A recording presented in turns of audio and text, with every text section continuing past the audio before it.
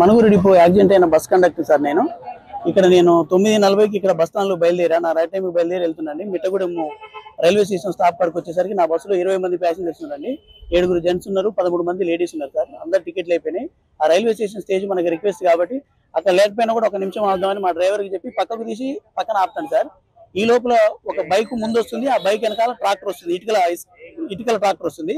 ఆ ట్రాక్టర్ అతను ఆ బైక్ ని క్రాస్ అయిపోయింది సార్ క్రాస్ అయిపోయేసరికి ఏమైందంటే ఎదురుగా మేము బస్సు ఉన్నది వచ్చి దడేళ్ళ మాకు గుద్దేసిండు మేము అసలు అబ్జర్వేషన్ లో కూడా లేము సార్ బస్సు ఆగింది స్లో అయిపోయింది జస్ట్ 1 మినిట్ అయితే పూర్తిగా ఆగిపోద్ది బస్సు అతను దాంతో వచ్చి మాకు తగిలేసరికి ఆ ట్రాక్టర్ అట్నే ఆ బరువుతో అక్కడే ఆగింది మేము సీట్లలో కూర్చున్న వాళ్ళందరూ వెనకాల సీట్లలో కూర్చున్న వాళ్ళందరూ వచ్చి ముందు పడ్డారు నేను కూడా నా సీట్లో నేనేం పట్టుకోలేదు సార్ నేను ఎదురుగా డ్రైవర్ దగ్గర ఉన్న సేఫ్టీ రాడ్కు నాకు రైట్ సైడ్ చెస్ట్ గుద్దుకున్నది తర్వాత కంటికి ఇప్పుడు మీరు చూస్తున్న కంటికి గుద్దుకున్నది తర్వాత కాలు వచ్చేసి కింద బాయనెట్ గుద్దుకున్నది మొత్తం డోర్ లో పడిపోయినా నా వెనకాల డ్రైవర్ పడిపోయింది సార్ ఈ లోపల బస్సు దాంట్లో పడిపోద్ది అనుకునేసరికి మేము అలర్ట్ అవుతున్నాం పక్కన వచ్చేద్దామని కిటికీల నుంచి ఒకటి బయటకు వద్దాం అనుకునేసరికి పోయి పెద్ద చెట్టు ఒకటి ఉంది కాలువలో ఆ చెట్టుకు తగిలి స్లో అయిపోయి బస్సు ఆగిపోయింది బై అది దేవుని సంకల్పం సార్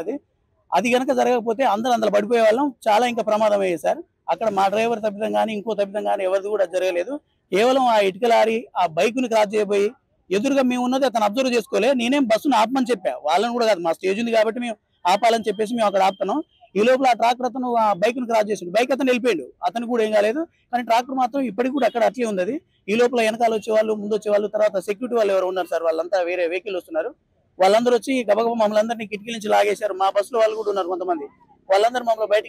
బయటికి తీసుకొచ్చి మన వెహికల్ ప్రైవేట్ వెహికల్ కానీ మన 108 వెహికల్ కూడా ఉంది సార్ దాంట్లో తీసుకొని మమ్మల్ని గవర్నమెంట్ హాస్పిటల్ తీసుకొచ్చారు ఇక్కడ కూడా ట్రీట్మెంట్ మంచిగా చేశారు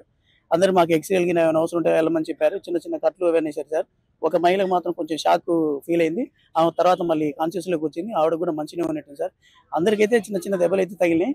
జరిగిన విషయం అయితే ఇది సార్ అక్కడ తెలుగులో ఫాస్టెస్ట్ న్యూస్ ఇప్పుడు కొత్త అవతారంలో 5 సెకండ్లోనే పూర్తి వార్తా సమాచారం మీ చేతిలో సోషల్ మీడియా ట్రెండ్స్ మీ కళ్ళ ముందుకే live TV and voice search options తో ఇప్పుడే డౌన్లోడ్ చేయండి యాప్ లింక్ డిస్క్రిప్షన్ లో ఉంది